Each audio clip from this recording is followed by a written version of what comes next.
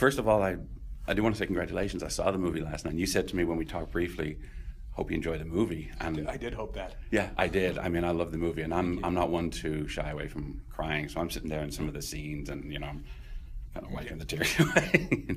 I watch for it. When I'll stand on the side and see people, and especially with men, like I know that. I know that. That's right. Like I know you don't just scratch your face there. Right. One of the underlying themes throughout the movie is child abuse. When the script was finished, was there ever any pushback from the studio because of that content, or was everyone happy with the finished product? In this case, the studio was certainly not some big corporate overlord that was trying to guide my choices. The studio was very supportive of the vision that I had for this, and that vision is less of an aesthetic vision, even though they supported that too, but a way to handle really complicated, challenging, and honestly uncomfortable themes in a way that won't make people too uncomfortable while they're watching something that they need to get emotionally invested in. Right. And finding the balance of how to present the abuse was challenging. There's nothing that we shot beyond what you see. Right. I definitely never intended to do anything at all, more specific or graphic than that. Yeah. But even in the context of what you see, just the very, when we cut to it, a shadow on the face, it's very, very carefully made. And, Kevin Stead, my editor, and I worked on certain scenes in this movie, almost as long as the entire rest of the movie. I mean, the final sequence where Maddie is dancing along with, the sniper rifle and all of that sequence. That worked well. We pretty much worked on that as long as the rest of it. Yeah. And, those like 15 minutes. And then the sequences of what was seen through the window went through many, many iterations and showed them to a lot of people. How do you feel right now? Like it just takes you out of this. Do you feel? Yeah, exactly. And no one's going to feel comfortable. No. That's something we can't avoid. But I also feel like if we don't address issues like that affects so many people around the world, I don't think we're doing our job as filmmakers. Right. Like you said, just a shadow on the wall, or she turns and sees, and just the look on her face, and then it cuts away, and you're kind of like, oh crap. Yeah. Right. And then also the reaction of Naomi, the actions of the other characters, you can so much from what someone's watching. When she sees it and gradually just And that's that's even a lesson from you would think that no lesson learned on a movie like Jurassic World could be applied here, but the less you show of the dinosaurs, often the more scary or emotionally engaging it can be if you stay with your characters. I remember Roger Corman once made a comment, and he said, never show your monster in the daylight. And because a lot of filmmakers these days tend to show the monster that works better at night or in the shadows. It does. Yeah, I feel like that rule has been applied so much that you almost can't get away with only showing it at night anymore. That the brave thing to do is put him out there. Yeah, exactly, right. But yes. Well, Safety Not Guaranteed was an indie movie that put you on the map, so to speak, and because of its success, you were given the opportunity to direct Jurassic World. You then moved back to the indie world for The Book of Henry, and next up for you, two big franchise pictures, Jurassic World 2 and Star Wars Episode 9. Is this how you'd like for your career to proceed moving forward, with one foot in the indie world and the other in the big leagues to kind of sort of balance you out? I see it less about indie versus big leagues than I do about original versus part of a larger franchise that we love. And I get a lot of joy out of both, and they're both very challenging. But I feel like I have a responsibility to make original pictures that define what I have to say, why you should go see my next movie. And I think all the filmmakers that I love the most are the ones who, they don't knock it out of the park every time, but you are going to go see the next one because you are always interested in what they have to say. Right. And even if I've had a good run, it's not going to last forever. And I just hope that I can garner enough interest in the way I see the world to keep people coming back. Yeah. Okay. One of the old adages in Hollywood is to never work with children or animals. And in Book of Henry, you work with three very young, talented actors. Did you have your work cut out for you, or were they easy to work with?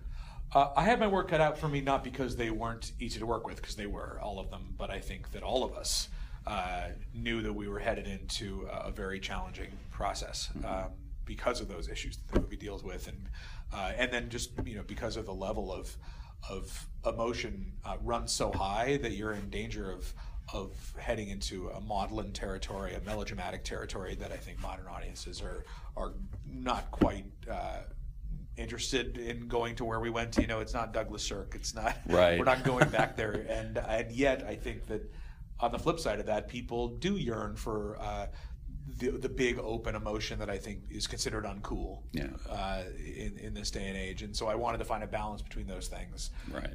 Which I believe we did. I think one of the reasons why we worked on the movie for so long is because it is such a complex balance of tones and emotions and ideas, and it just wasn't something that we could cut in 3 months and throw into the theaters. Right. That's what I experienced last night, was lots of laughter and then lots of tears, and you went flawlessly. I think as a filmmaker as well, it's hard. It's not always easy trying to find that balance.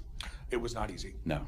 And but up until the very end, it was hard. And sometimes something doesn't really come together until the last minute. Does it finally gel? And honestly, with this movie, I haven't felt like the movie really works until I've started seeing it with audiences. Yeah. I was going to ask you, I don't have that kind of blind confidence. It's not my nature. And so we all felt like it works, but it so well. To go and see people go on this emotional ride and to leave feeling like it was cohesive, that was always my question. And we'll see, hopefully, critics who know movies well, who know structure well, will feel it's cohesive too. It's always my biggest fear, is just like, you can't do that in movies. Right. End of story. But I don't know. I feel like at this moment, we, all people who love film, yearn for original, new, risky choices in film. I hope this will be received well. Well, so far this year, yes. Of all the movies, and the big movies and small, for me, it's the one that stands out as one of my favorites of the year so far. Thank you so much. So yeah, I got to see it by myself, but my wife couldn't make it. But this is one I said to her. I said, we need to go and see this when it opens. Thank you. Now, Dean Norris plays the antagonist in the Book of Henry, and there was one scene in the middle in particular that to me suggested that he was a really bad guy long before we met him. Where Naomi Watts' character Susan visits his house, and during the conversation she mentions the death of his wife. With his reaction, I felt that it hinted at the possibility that he might have killed her, therefore making sure that Christina would end up with him, and with nobody else in the house, and because of his position within the police force, he could do whatever he wanted. Was that the intent with that scene, or was he just genuinely upset at the mention of his wife? No, it was the intention to hint that his darkness may run deeper.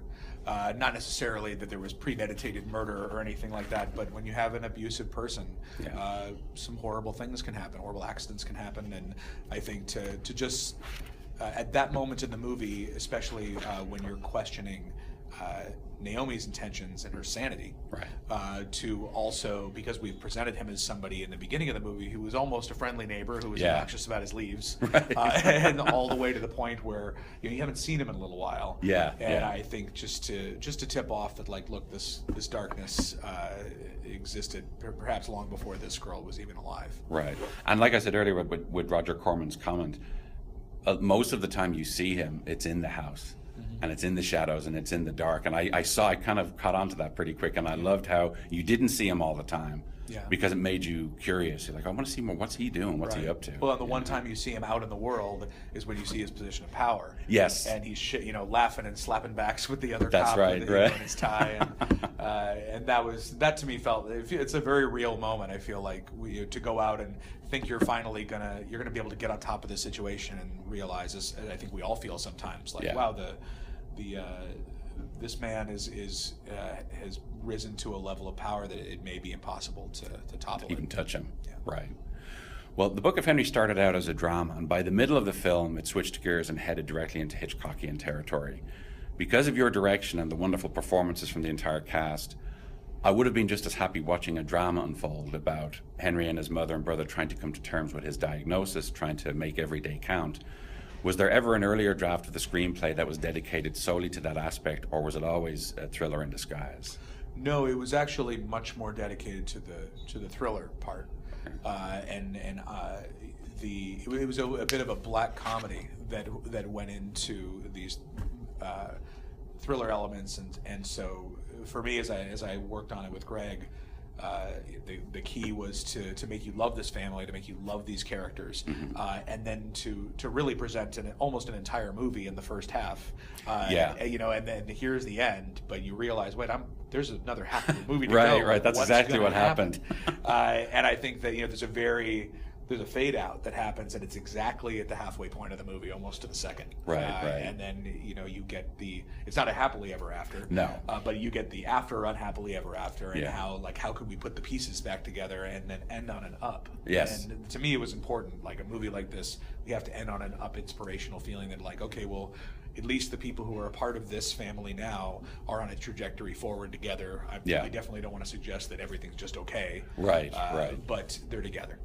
That's one thing I love about, well, not love, a lot of movies I found over the years have veered towards more the downing of an ending. Oh, let's kill all the characters off because it's realistic. And I'm not sitting there going, wait, I don't want that. Right. So when this movie, in the middle. right, that in the middle, yeah. Right. And so when the movie did end last night in an up, like you said, they'd been through a lot, but it felt it was the right thing to do. I sat there and I said, yes, that's the ending that it needed. Yeah, and I knew it was a very, very challenging ending because I wanted to know that she was safe. Yeah. And yet I didn't want it to feel as if like, well, it's all forgotten. I mean, they've all been through so much, and and they're in the same bedroom now. But yes. The makeup of that has changed, and so striking that balance tonally was tough. Yeah. And I hope it's one of my fears actually of the movie is that I hope people don't feel that it's too pat. That everything. Well, it's a healing process now. They're all together so they can heal together and all move forward. Yeah, and it's also a very Hitchcockian thing to do. Hitchcock just like pulls the strings tight, right. And as long as it all clicks together, which they always do with him, then hopefully people will accept it. After directing The Force Awakens, J.J. Abrams declined to direct Episode 8, but once Rian Johnson was brought on board as the director of that movie, he later stated that he regretted not going on to direct it. With J.A. Bayona directing Jurassic World 2, is there any regret on your part, or is the chance to direct Episode 9 making up for that? Well, first of all, I don't know if every piece of that first story is exactly how it went down. But as far as my relationship with J.A. Bayona, it was my choice. Yeah. It wasn't because I couldn't do is because I genuinely feel that what's best for that franchise is for it to have different directors, for it to have different points of view. I feel like it could grind down and have a diminishing set of returns. Right. It's not a forever franchise. Right. And I had a very specific story that I wanted to tell, and I was so into it that the idea of writing it and not just handing them a screenplay, but being on set every day. I was the on-set writer. I would show up my backpack, ready to go, whatever you need. And I got a real creative kick out of tailor making something for another director that I respect. Yeah. That may have even been a different set of choices I would have made for myself. Right. It is a Spanish horror thriller with dinosaurs in it, and it is the coolest. I really think it's going to be amazing, and I'm so proud to be a part of it. Terrific. All right, well, just before we finish, just wanted to say with Jurassic World, of course, a lot of people had trepidation, because it'd been so long since the part 3. Right. And just for the record, I put Jurassic World up there with Jurassic Park out of all of them. I went and saw it 3 times, and it'd been a long time since I'd gone back to the movie theater to see a movie more than once. And I was bragging to people, I said, you need to go and see this. Is awesome. That's awesome. Thank you. No, I feel like, every movie has its own mission when you're a filmmaker, and for that, like if with all the horrible things going on in the world, if people could feel like they were 9 years old for 2 hours, right, that was what it was meant to do. Exactly. And it feels like it did that for a lot of people.